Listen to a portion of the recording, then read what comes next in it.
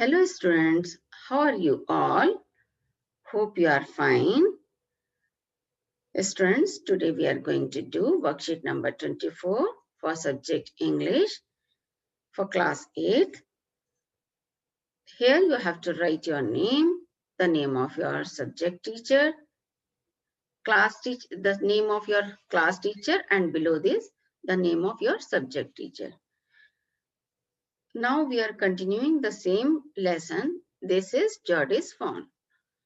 यहाँ देखते हैं बच्चों, पिछली बार हमने इसी लेसन को कंटिन्यू किया था, अब हम इसी को आगे कर रहे हैं। यहाँ देखिए कुछ क्वेश्चंस हैं, आंसर द फॉलोइंग क्वेश्चंस। तो यहाँ देखिए क्वेश्चन नंबर 1 क्या कह रहा है, wild animals live in village और एट आवर होम, ट्रू और फॉल्स। आपको बताना है कि वाइल्ड एनिमल्स विलेज में या आपके घर के आसपास रहते हैं, ट्रू है कि फॉल्स है। तो इसका आंसर क्या होगा, फॉल्स। ठीक है, अगला क्वेश्चन है, write the name of some animals you are afraid of. आपको क्या करना है, आपको कुछ एनिमल्स के नाम बताने हैं जिनसे आपको डर लगता है। तो कौन कौन से एनिमल्स हो सकते हैं, lion, wolf and bull etcetera. आप किसी और एनिमल का भी यहाँ पर नाम लिख सकते हैं जिससे आपको डर लगता है। Right two qualities of your favourite animal. आपको क्या करना है, यहाँ पर क्वालिटीज बतानी है अपने फेवरेट एनिमल की। तो मैंने पिछली बार फेवरेट एनिमल डॉग बताया था, तो मैं डॉग की ही क्वालिटी यहाँ पर लिखवा रही हूँ। तो dogs are faithful and the best guard. तो डॉग्स क्या होते हैं, फेथफुल होते हैं और बेस्ट गार्ड होते हैं, यानी वो हमारे घर की बहुत अच्छी से रखवाली करते हैं। फिर आगे देखते हैं, बी पार्ट पोएम को आगे समझते हैं। Read the following passage from the lesson. Lesson के अंदर से आगे का पैसेज हम समझते हैं। Ma Baxter asked anxiously, you will not be gone long. Ma Baxter यहाँ पर क्या है, मदर है जॉर्डी की, जो कि बोल रही हैं एंक्शियसली, यानी एंक्शियसली क्या, वरिडली यानी चिंता में। उनकी जो मदर है उनके जॉर्डी के लिए परेशान है, चिंता कर रही हैं, वरिड है।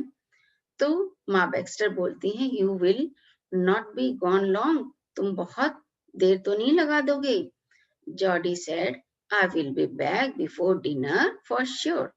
तो जॉर्डी कहता है, नहीं, मैं क्या करूंगा, बिल्कुल डिनर से पहले, बिल्कुल पक्का है कि मैं डिनर से पहले वापस आ जाऊंगा।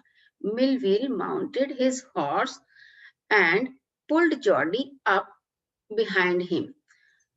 तो मिलविल क्या करते हैं, माउंटेड मतलब सेट ऑन, मिलविल हॉर्स पर बैठ जाते हैं और जॉर्डी को अपने पीछे बिठा लेते हैं। He said to Millville, do you think the fawn is still there? Jordi Millville से कहता है कि क्या आपको लगता है कि फॉन अभी भी वहीं होगा? Will you help me find him? क्या तुम मुझे उसे पाने में मेरी मदद करोगे? We will find him if he is alive. अगर वो जिंदा होगा तो हम उसे ढूंढ लेंगे।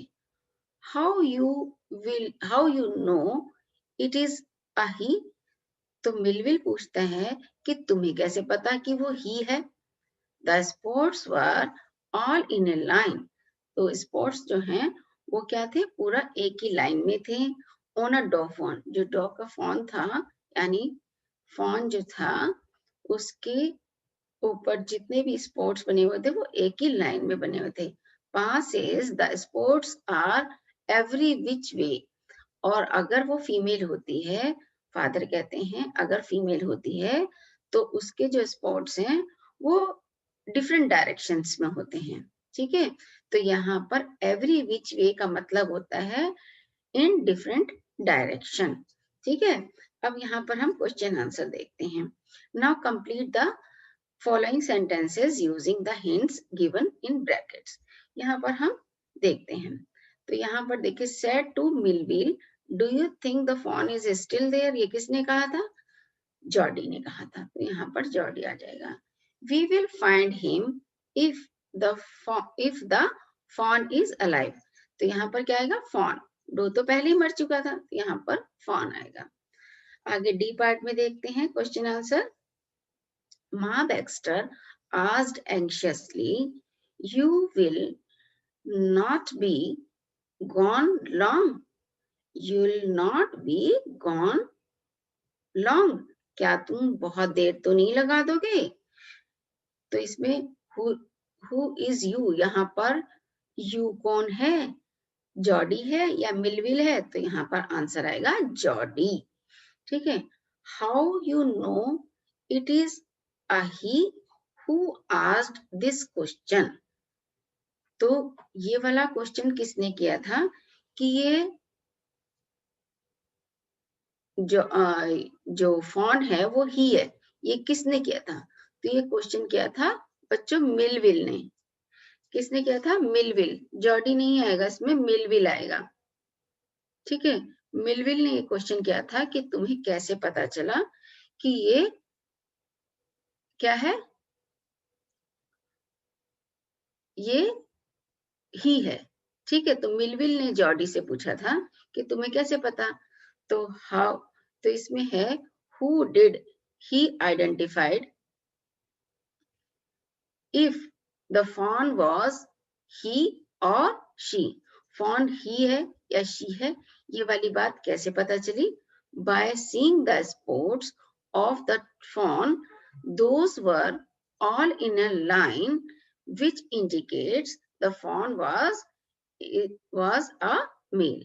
तो यहाँ पर देखिए बच्चों, अगर जो फॉन है उसके जो स्पॉट्स हैं वो एक ही लाइन में होते हैं, तो उससे हमें पता चलती है कि वो क्या है, मेल है। तो यही वाली बात जो है फिफ्थ वाले का आंसर होगा, मेल या ही आप लिख सकते हैं। और इसके लिए अगर वो मेल नहीं है तो क्या है, उसके लिए ब्रैकेट में जैसे मैंने लिखा है, if the spots were in different direction it means it was a female. अगर जो स्पॉट्स हैं अगर वो डिफरेंट डायरेक्शंस में होते हैं तो वो फीमेल है। तो स्पॉट्स क्या थे फॉन के, सेम डायरेक्शन में थे, एक ही लाइन में थे, है ना, इसलिए वो क्या था, ही यानी मेल। ठीक है बच्चों, मुझे लगता है अब आपको ये समझ में आ गया होगा। ठीक है। अब आपको क्या करना है, सोशल डिस्टेंसिंग का पालन करना है और क्या करना है, ध्यान रखना है अपना, और इसे ध्यान से रिवाइज करना है। Okay, thanks.